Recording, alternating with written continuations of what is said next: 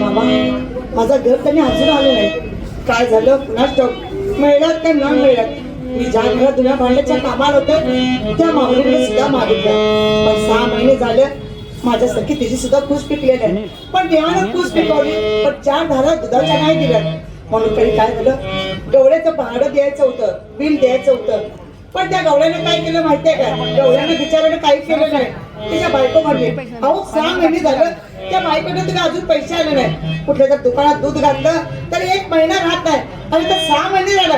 काय भानगड चालले तुमचे, मला काही कळेना झालं. आजच्या आज जर पैसे नाही आला तर उद्यापासून त्या बाईला दूध द्यायचं नाही. आता त्या बाईला जर पैसे नाही दिलं आणि त्या बाळाला दूध कुठलं द्यायचं.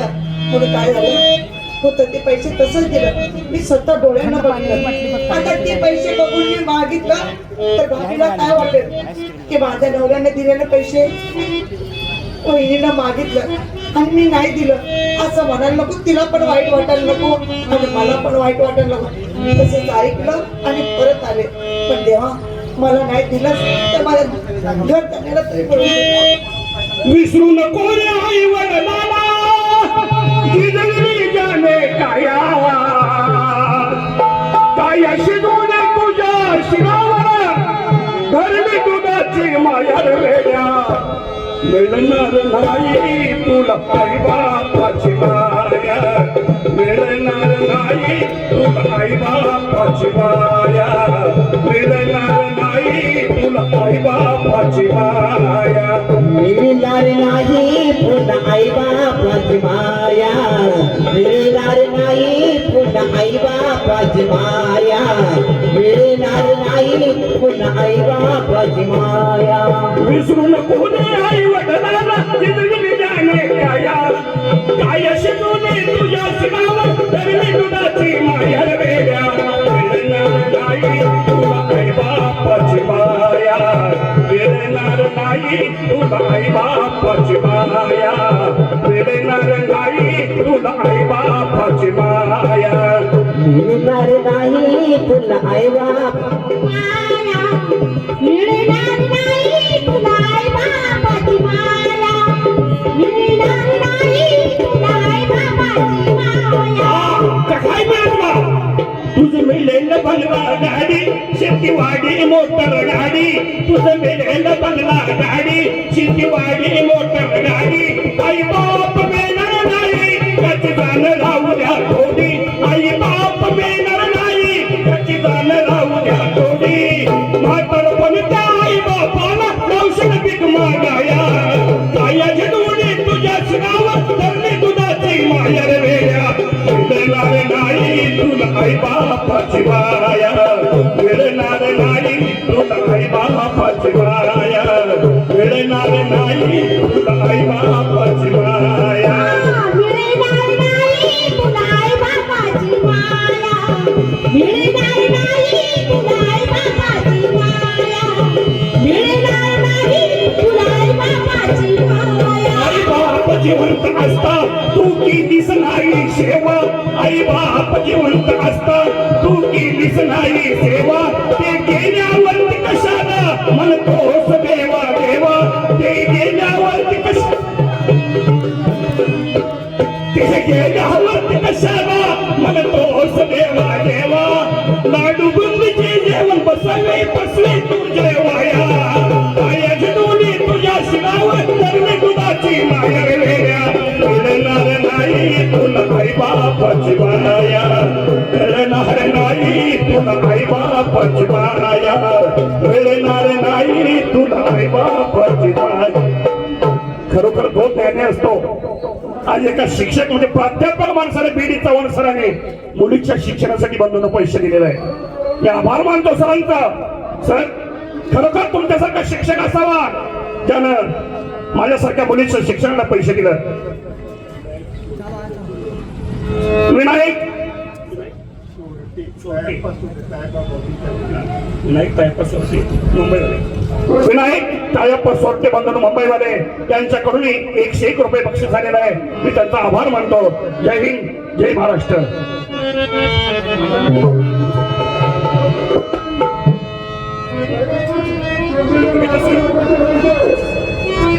माझ्या बघितलं तुमची मुरवत हसत हसत आली आणि एखादं गाणं म्हणलं त्याच्यावर ओळखलं. हे बघ अगं ज्ञानी माणसं आहेत आणि त्यांना जे पाहिजे ज्यांना भूक लागते तेच खायला घालायचं आहे. मी बाळका आहे माझ्या पुढचं मटणाचं ताट आणलं चांगलं ठीक आहे. 1000 रुपये कसला असतं ते बघायचंय. हे बघ हे बघ हे काय हा. ते 1000 रुपये म्हणायचं पण नोटा कितीच्या आहेत? 1000 कधी बघितलंच नाहीत म्हटलं त्याच्यात तुझा तर दोष काय आहे? अगं बघ ते 2 नोटा पापाशाच्या आहेत म्हणून. वय वय वय बोलता हे पैसे बघून मी एवढी खुश तर माझी लेक किती खुश होईल. पण ते अजून आलीच नाही ना. पण तरी मला असं म्हणायचं सावकाराचं एवढं मोठं मन झालंच कसं काय? म्हणजे बाळूमामाचा चमत्कार झाला. तुझा बाळूमामाचा चमत्कार झाला.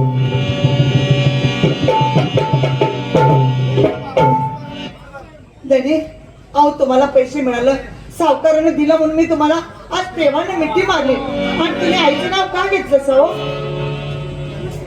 काय सांगायचं येणे रात्री पाण्याचा फेर होता रात्रीचा आणि रात्रीच्या पाण्याच्या फेरावर गेल्यानंतर तो बांध होता ना बांधाच्या कडेला एक वाकुर राहिलं होतं आणि त्या वाकुराला उंदरांना कधी टोकरला मला कळलंच नाही आणि त्या बांधावर पाय घासून खाली पडलो आणि त्या वाळलेल्या गवताच्या सड्या होत्या ना त्या सड्या लागल्यात ग थोडीशी जखम झाली त्याबरोबर तुला हात लागला म्हणून आई का म्हटलं तू काय वाईट वाटून तुला हो का?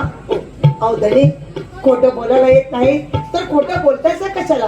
अहो ज्या वेळे आईच्या पोटात तुझा गर्भ वाढला असेल ना त्या वेळापासून ह्या काळ्या आईच्या पोटावर पाय देऊन जात असाल तुम्ही आणि तिला जर भूक ताण जर लागली तर वर ढगाकडे बघल आणि त्या भेट राजाला म्हणल ए राजा तू बदा खाली कोसळ मला फार ताण लागली अशी ते म्हणल. पण तुमचा रक्ताचा थेंब कधी पेणार नाही ते खरं सांगा. हंटरनं मारल्या तेव्हाही पैसे मिळाले ना? नाही तसं काही नाही तू वाईट वाटून काहीच नाही झालं तसं. वाईट वाटत नाही तर काय करू खरं सांगा. नाही माझ्या रक्ताचे डाग सुद्धा दिसतात मला. नाही खरं सांगा माझ्या गळ्याची शपथ आहे तुम्हाला. प्रत्येक शपथ घालायचीच का? मग सांगायला काय होतं तुम्हाला बघू बरं. अगं राहू दे नाही राहू दे.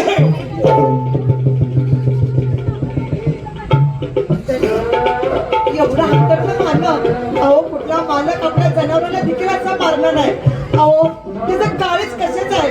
अहो एखाद्याचं कळकळीनं बोललं तर दगडाला पाजर पुसळ पण त्या माणसाच्या हृदयाला नाही पाजर पुढं तरी एवढं राबून राबायचं आणि अशा हंटरचे भटके खायचं. अहो कधी जनावरांना असं बोट सुद्धा तुम्ही लावलं नाही आणि त्या माणसाचा आता मार का करत असा?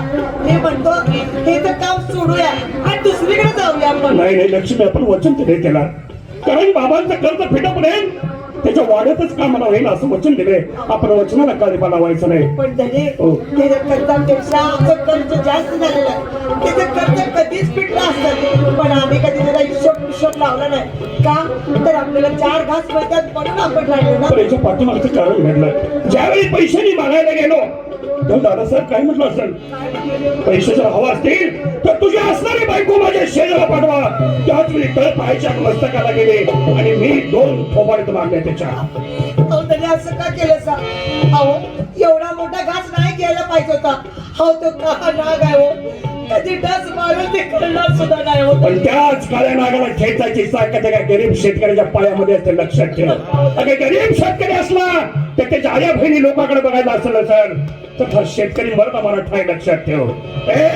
जर तुझ्याकडे तरीच्या भावनेनं जर कोणी बघण्याचा प्रयत्न केला ठेचून नाही मारला तर राघव शेतकऱ्याचं नाव सांगणार नाही गरीब असो पण माझं नाही लक्षात ठेव. ही मारण्याची पद्धत आहे का? किती मारलं होतं मला हे जर आपल्या लेकरांना बघितलं तर काय म्हणत असू दे माझ्या लेखीचं शिक्षणासाठी मार खाल्ला मी जगासाठी तरी मार खाल्ला नाही ना. असले पण हर्षदा कशी आली नाही? आज देऊया येईल आपण आज बोलून मला काय विचारलंय आई घरात आल्या हर्षदा हे पण हर्षदा कोणतरी कोणी भेटायला आलं की ना 4 वर्ष वाटतं. अगं पुरी भेटायला आले असतील बरोबर आहे पण आम्ही आई वडिलांची काळजी करायचीच की.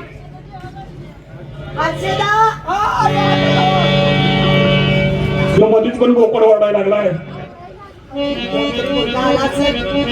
मुली सगळं तो बोलत असेल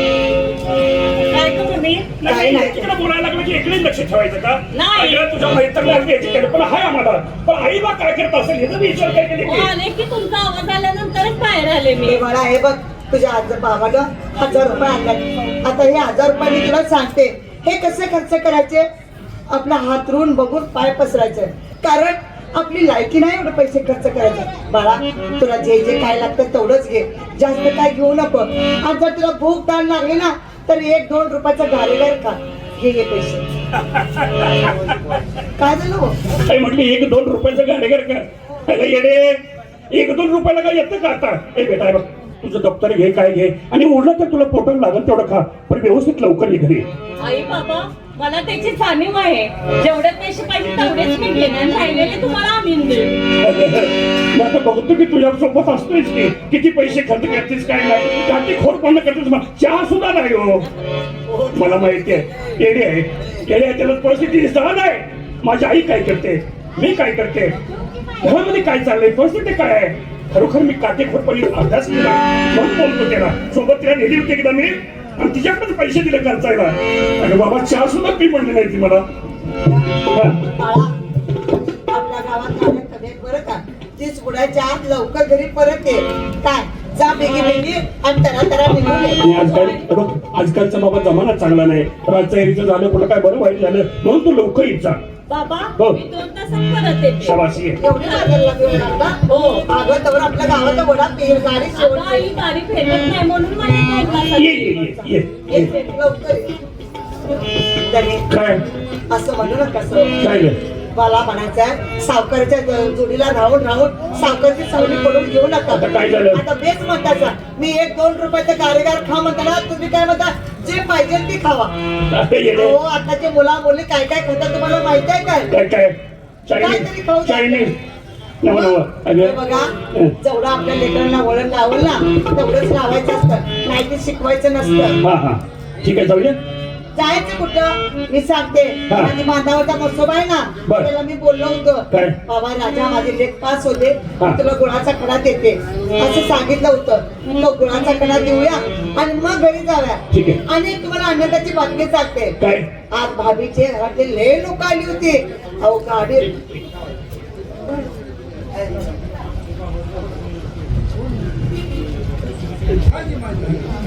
ये झालं? काही म्हणायचं हा. नाही. भाभीच्या घरचे भरपूर लोक आले, बर. त्यांची भरपूर शेती आहे. हा. अहो काय प्रत्येकाच्या पाट्या भरून ठेवल्यात. बर. भाभीचे पाटे बघून बघा, भाभी माझ्या नवऱ्याला लय दिवस झालं खरडा आवडायला, हा. मला थोड्या मिरच्या देतात काय? मला म्हणले, हो वहिनी असं काय बोलतं का, सगळ्यात थोडं घेऊन जायचं. मी म्हणलं मला काय नको, 4 लसणाच्या पुड्या, 2-3 कांदा आणि जराची मिरची द्या मला. मग तर भाभी ना ते काय म्हणतात की ते कसलं स्ट्रे स्ट्रे ते बघ असलं, हा त्याला स्ट्रे म्हणतात. ती भरून दिलंय. हा. ते काय म्हणतात मला माहिती नाही, पण ती भरून दिलंय. हा. मी तुमच्यासाठी खरडा आणि भाकरी देते, चला. ए अरे बघ, लेकीचा हट्ट पुरवलास, त्या मसोबाला मी काही गोळी खोबरं दिलायस मला. देणार की माझा सुद्धा तुला हट्ट पुरवावा लागेल. कसला तुझ्या मागाचा देशील ना. देणार की हो. ए बघ, हा तुझी खरडा भाकरी केलीस ना, हो केली ना. या तुझ्या गोड हाताने खाण्याची माझी इच्छा. चालशील ना? अगं बाई चालते. चला, या.